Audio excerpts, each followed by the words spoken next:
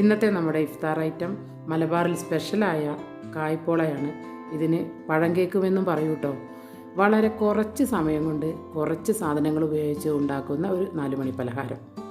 വളരെ സോഫ്റ്റും വളരെ ടേസ്റ്റുമാണ്. കുട്ടികൾക്കും മുതിർന്നവർക്കൊക്കെ ഒരുപോലെ ഇഷ്ടപ്പെടുന്ന ഒരു പലഹാരം.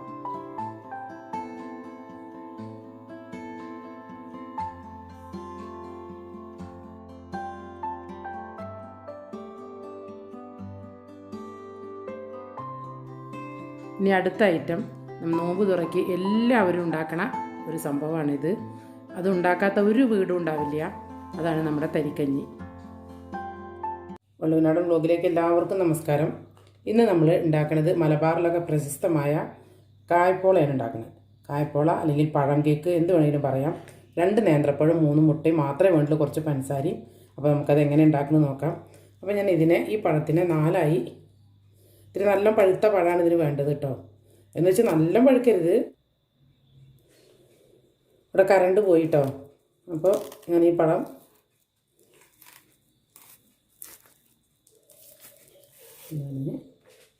ഒന്ന് 4ആയിട്ട് മുറിക്കാം.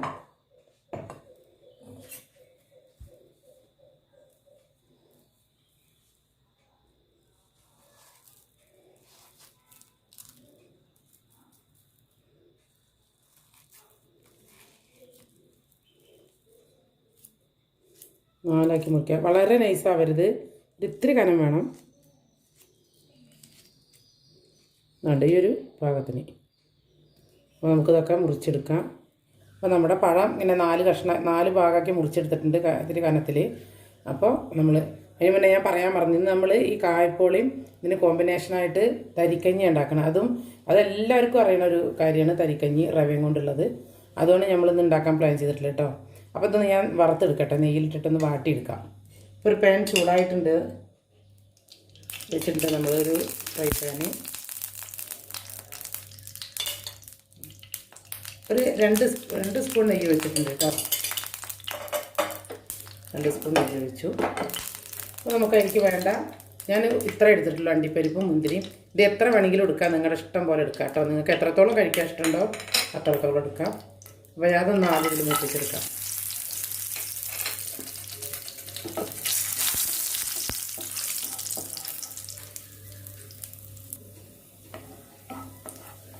ഇതാ ഈ മുന്തിരി കഴിച്ചെന്നിട്ടില്ലേ, മുന്തിരി എടുത്തിട്ടുണ്ട്. അതും വറുത്ത് പോരാ ഒക്കെ ആയിട്ടുണ്ട്. ഈ തീ കുറച്ചിട്ട് നമുക്കിതിനെ കോരിയെടുക്കാം.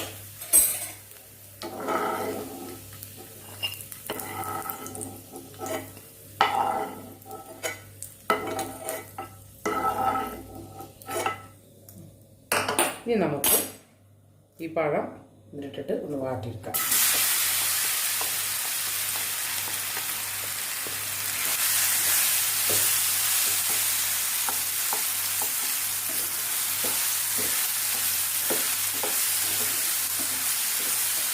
നന്നായി വാടി കിട്ടട്ടെ. ഒരു മീഡിയം ഫ്ലെയിമിലിട്ടിട്ടാണ് ഞാനത് വാട്ടിയെടുക്കുന്നത്. കിടന്ന് നന്നായി ഒന്ന് വഴഞ്ഞിട്ട് വരണം. നന്നായി വാടി വന്നിട്ടുണ്ട്. ഇനി ഞാനത് ഓഫാക്കാണ്. ഒരു 5 മിനിറ്റ് ആയിട്ട് അങ്ങനെ വയ്ക്കുന്നു. ഇനി നമുക്കിത് ചൂടോടുക്കാൻ എന്നെ ഒന്ന് ഉടച്ചു കൊടുക്കാം. നന്നായി ഉടയണ്ട, ഒന്ന് കടിക്കാനൊക്കെ കിട്ടണം. ചെറുതായിട്ടൊന്ന് ഉടച്ചാൽ മതി. അങ്ങനെ ഒന്ന് മാഷസ് വെച്ചിട്ടോ അല്ലെങ്കിൽ സ്പൂണിൻ്റെ ഇത് വെച്ചിട്ടോ അത്രയ്ക്കേ ആവശ്യമുള്ളൂ. ഇത് ഇതാവണ്ട, നല്ലോണം പേസ്റ്റ് ആവണ്ട. ഇടയ്ക്ക് കടിക്കാനുള്ള പോലെ ഒന്ന് ഉടച്ചു കൊടുക്കുക. ഇത് ഓഫാക്കിയിട്ടോ, ഞാൻ ഓഫാക്കിയിട്ടാണ് ഇത് ചെയ്യണത്. മതി, ഇത്രയും മതി. ഉടഞ്ഞിട്ടുണ്ട് കണ്ടോ. ഇതവിടെ ഇവിടെയൊക്കെ കടിക്കാനുള്ള പോലെ ഉണ്ടേനും അങ്ങനെ. ഇതാ ഒരു ട്രഡീഷണലായ രീതിയിൽ തന്നെ ഉണ്ടാക്കുന്നത്. നമ്മുടേതായ ഒരു മായം നമ്മൾ ചേർക്കണില്ല. നമ്മൾ 3 മുട്ടയാണ് എടുക്കുന്നത്. ഇതിലേക്ക് പൊട്ടിച്ചു കൊടുക്കുകയാണ്. ഇതിലേക്ക് ഒരു മിക്സർ ജാറിലേക്ക് കേട്ടോ ഒന്ന് അടിച്ചെടുക്കുക. അങ്ങനെ നന്നായി ബ്ലെൻഡ് ചെയ്താലും മതി. പക്ഷെ ഞാൻ ഇതിലേക്ക് ഒന്ന് അടിച്ചെടുക്കാം.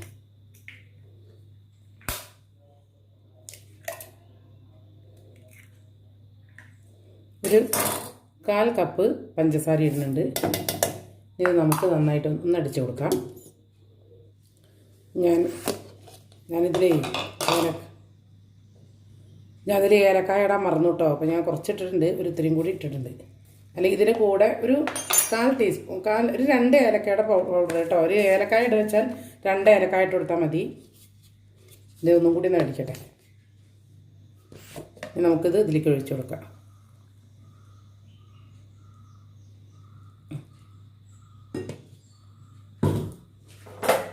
നമുക്ക് ഈ പഴം ഇട്ട് കൊടുക്കാം. ഒന്ന് നന്നായി ഇളക്കി യോജിപ്പിക്കുക. നന്നായി ഇളക്കി യോജിപ്പിച്ചിട്ടുണ്ട് കേട്ടോ. അത് ഇത്തിരി ഒരു 5 മിനിറ്റ് സമയം എടുത്തിട്ട് തന്നെയാണ് ഞാൻ ഇളക്കി യോജിപ്പിച്ചത്. കാരണം അത് പാത്രം ചെറുതായോണ്ടാന്ന് അറിയില്ല. എന്താ അങ്ങനെ സ്പൂൺ കൊണ്ടൊന്ന് ഇങ്ങനെ ഇളക്കി അപ്പോൾ നന്നായി യോജിപ്പിച്ചിട്ടുണ്ട് കേട്ടോ. ഈ ഒരു സമയത്ത് നമുക്ക് മധുരം ഉണ്ടോ എന്നൊക്കെ വേണമെങ്കിൽ നോക്കി നോക്കാം. നിങ്ങൾക്ക് ടേസ്റ്റ് ചെയ്ത് നോക്കി നോക്കാം. ഇതില്ലെങ്കിൽ നമുക്ക് പഞ്ചസാരപ്പൊടി ഇട്ട് കൊടുക്കുക, പഞ്ചസാര ഇട്ട് കൊടുക്കുക, എന്ത് വേണമെങ്കിലും ചെയ്യാം. അപ്പോൾ കുറച്ചും കൂടി ഇളക്കണമെന്നേ ഉള്ളൂ. അപ്പോൾ നന്നായി യോജിപ്പിച്ചിട്ടുണ്ട്. ഇനി നമുക്കിതൊരു ഒരു പാനിലേക്ക് ഒഴിച്ചു കൊടുക്കാം. ഇവിടെ ഒരു പാൻ ചൂടാവാൻ വെച്ചിട്ടുണ്ട്.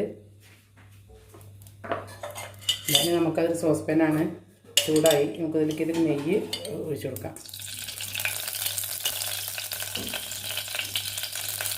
തീ പിടിപ്പിക്കാനാട്ടോ എല്ലായിടത്തും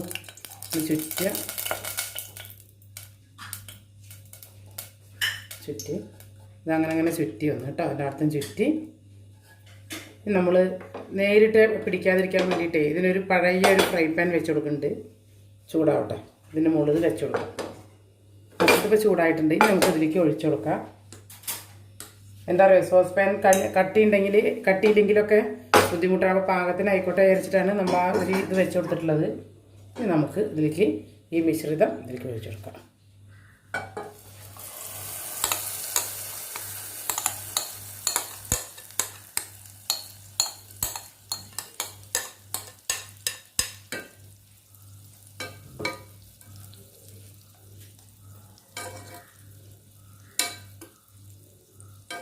നെയ്യ് ഒഴിക്കണമെന്നില്ല കേട്ടോ. എണ്ണ തടവി കൊടുത്താലും മതി, എന്ത് വേണമെങ്കിലും ചെയ്യാം. ഉപ്പാക്കി നമുക്ക് ഈ അണ്ടിപ്പരിപ്പും മുന്തിരിങ്ങ ഇതിലിട്ട് കൊടുക്കാം. ഞാൻ പറഞ്ഞത് എത്ര വേണമെങ്കിലും ഇട്ട് കൊടുക്കാം. ഇനി നമ്മുടെ അടുത്ത് കുറച്ചേ ഉള്ളൂ. അപ്പോൾ ഞാൻ ഇനി തരിക്കഞ്ഞിരിക്കും കൂടിയും വേണം.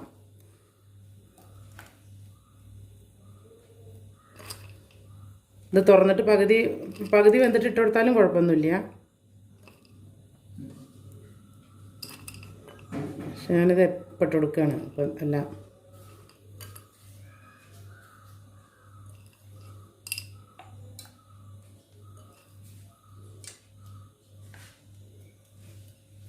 ഒരു മീഡിയം ഫ്ലെയിമിലായിട്ട് നമുക്കിതിനെ അടച്ചു കൊടുക്കാം. എന്നിട്ട് ഒരു 20 മിനിറ്റ് നമുക്ക് 20 മിനിറ്റ് കഴിഞ്ഞിട്ട് 20-30 മിനിറ്റ് വരെയാണ് ഇത് വേവാൻ വേണ്ടത്. 20 മിനിറ്റ് കഴിഞ്ഞിട്ട് നമുക്ക് തുറന്ന് നോക്കിയിട്ട് ഒന്ന് സ്റ്റിക്ക് കൊണ്ട് ഒന്ന് കുത്തി നോക്കാം കേട്ടോ. കത്തി കൊണ്ടോ പപ്പട കമ്പി കൊണ്ടോ എന്തുകൊണ്ടോ ഇരുന്ന് കുത്തി നോക്കാം. അപ്പോൾ ഇത് അവിടെ ഇരുന്ന് വേവട്ടെ. 20 മിനിറ്റ് ആയിട്ടുണ്ട്. ഞാൻ ഇതിനിങ്ങനെ ഒരു ടിഷ്യൂ കൊണ്ട് ഇങ്ങനെ വെച്ച് കൊടുത്തിരുന്നു കേട്ടോ, ആവി പുറത്ത് പോകാതിരിക്കാൻ. അപ്പോൾ അതാ ഞാനിന്നിങ്ങനെ നോക്കി ഉണ്ടോ, എവിടെയും പിടിച്ചിട്ടൊന്നുമില്ല. അപ്പോൾ നമ്മുടെ പഴം കേക്ക് റെഡി ആയിട്ടുണ്ട്. പിന്നെ ഇതിനെ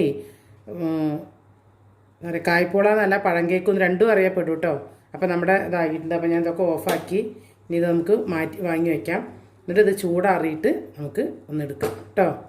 ഇതൊന്ന് തണുത്തു കേട്ടോ, നല്ലോണം തണുത്തിട്ടില്ല. അപ്പോൾ അത് കരിയൊക്കെ വിട്ട് കിട്ടിയിട്ടുണ്ട് കണ്ടോ. ഇല്ലെങ്കിൽ നമുക്കൊന്നിങ്ങനെ ആക്കി കൊടുക്കാം.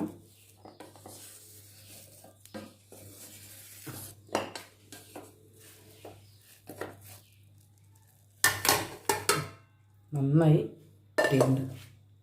കമഴ്ത്തി കണ്ടിട്ടോ, അങ്ങനെ കമഴ്ത്തി എടുക്കുകയും ചെയ്യാം. ഞാൻ പക്ഷേ പോകുന്നതുകൊണ്ട് വേഗം അങ്ങനെ വെച്ചു എന്ന് മാത്രം. അതാണ് നമ്മുടെ ഇതായിട്ടുണ്ട്. ഇനി നമുക്ക് മറിച്ച് ഇടാം. അയ്യോ,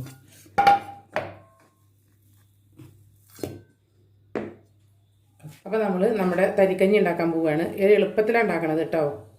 ഇത് വെള്ളം തിളപ്പിച്ചിട്ട് വെള്ളത്തിലും ഇടാം, എങ്ങനെ വേണമെങ്കിലും ഇടാം. വെള്ളത്തിൽ വേവിക്കാം, പാലും വെള്ളം കൂടി വെച്ചിട്ട് വെക്കാം. പക്ഷെ ഞാൻ ഇതൊന്നും മെല്ലെ ചൂടാക്കുകയാണ് ചെറുതായിട്ട്. ഭയങ്കര വറുക്കലൊന്നും വേണ്ട. ഒരു പേരിന് ഒരു കുറച്ച് നെയ്യ് ഒഴിച്ചെടുക്കുന്നുണ്ട്. ഇനി ഞാനൊരു 1/4 കപ്പ് റവയാണ് എടുത്തിട്ടുള്ളത്. ഇതൊന്ന് വെറുതെ ഒന്ന് ചൂടാക്കാം.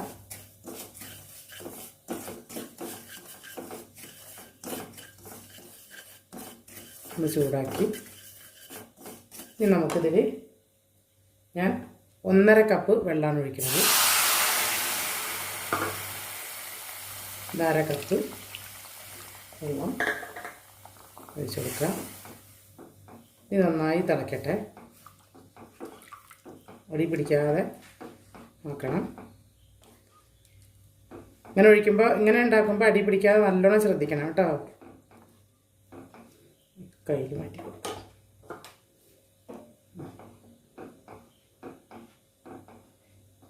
ഇതിന് വേണ്ട പാലും വെള്ളമൊക്കെ നിങ്ങളുടെ ഇഷ്ടമാണ്. കാരണം പാല് കൂട്ടിയിട്ട് വെള്ളം കുറയ്ക്കാം, ഇനി വെള്ളം കൂട്ടിയിട്ട് പാല് കുറയ്ക്കാം, എന്ത് വേണമെങ്കിലും ചെയ്യാം.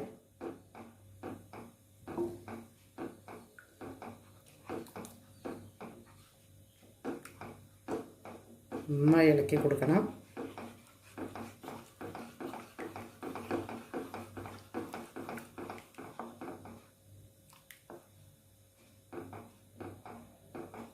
ഇതിൽ കിടന്നൊന്ന് വേവാണ്ട് റവ.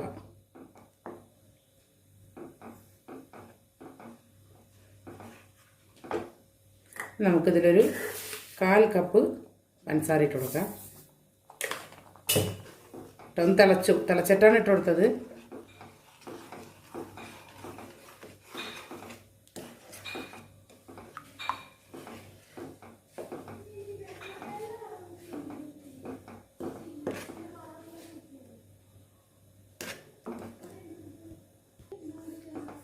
ഇത് തിളച്ചു.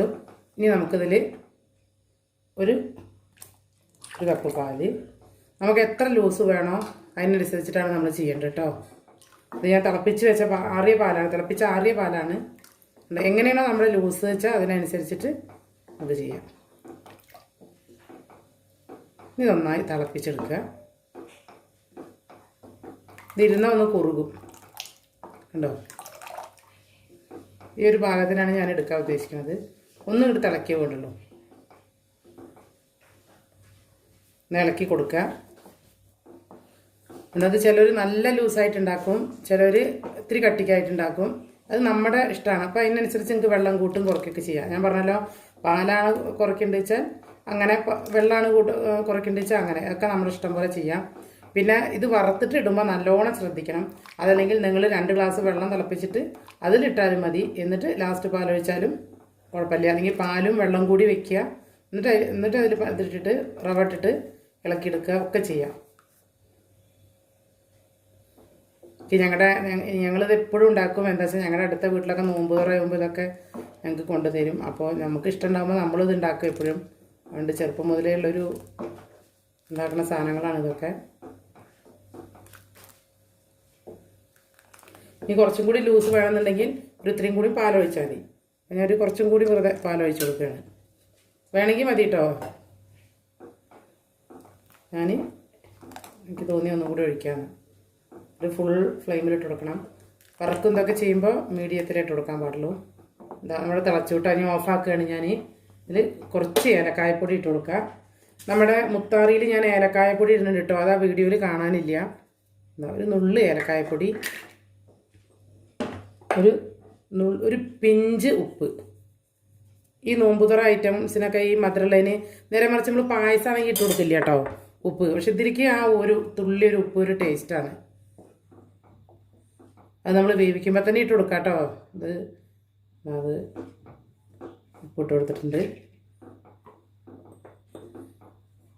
അപ്പോൾ നമ്മുടെ തരിക്കഞ്ഞി റെഡിയായി. ഞാൻ ഇതിലേക്ക് ഇതൊന്ന് നന്നായി വറുത്തിട്ടും കൂടി വേണം. അതും കൂടി ചെയ്യട്ടെ. അപ്പം ഞാനൊരു വറുത്തിടാൻ വേണ്ടി ഒരു ഇത് വെച്ചിട്ടുണ്ട്, പാത്രം വെച്ചിട്ടുണ്ട്. 1.5 സ്പൂൺ നെയ്യ് ഒഴിച്ചിട്ടുണ്ട്. ഇതിൻ്റെ പ്രധാന ഘടകമാണ് ചെറിയ ഉള്ളി, ചുവന്ന ഉള്ളി കേട്ടോ. അതെന്തായാലും നമ്മൾ ഇട്ട് കൊടുക്കണം. അതാണ് ഇതിൻ്റെ ടേസ്റ്റ് തരിക്കഞ്ഞിയുടെ.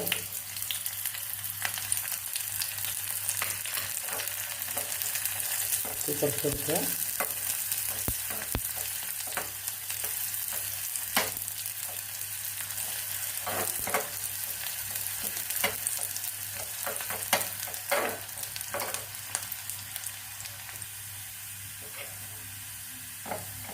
നമ്മുടെ ഉള്ളി മൂത്തിട്ടുണ്ട്. ഇതിലേക്ക് നമ്മുടെ അണ്ടിപ്പരിപ്പ് മുന്തിരി ഇട്ട് കൊടുക്കുക. കുറേ ഉണ്ടെങ്കിൽ ഒരുമിച്ച് ഇടരുത് കേട്ടോ. ഞാൻ കുറച്ചേ എടുത്തിട്ടുള്ളൂ അണ്ടിപ്പരിപ്പ്. അണ്ടിപ്പരിപ്പൊക്കെ. അണ്ടിപ്പരിപ്പ് മൂത്തതിന് ശേഷം മുന്തിരിങ്ങ ഇട്ട് കൊടുക്കുക. ഇത് മണാന്നറിയാം. ഇനി നമുക്ക് ഇതിലേക്ക് ഒഴിക്കാം. ഓഫാക്കി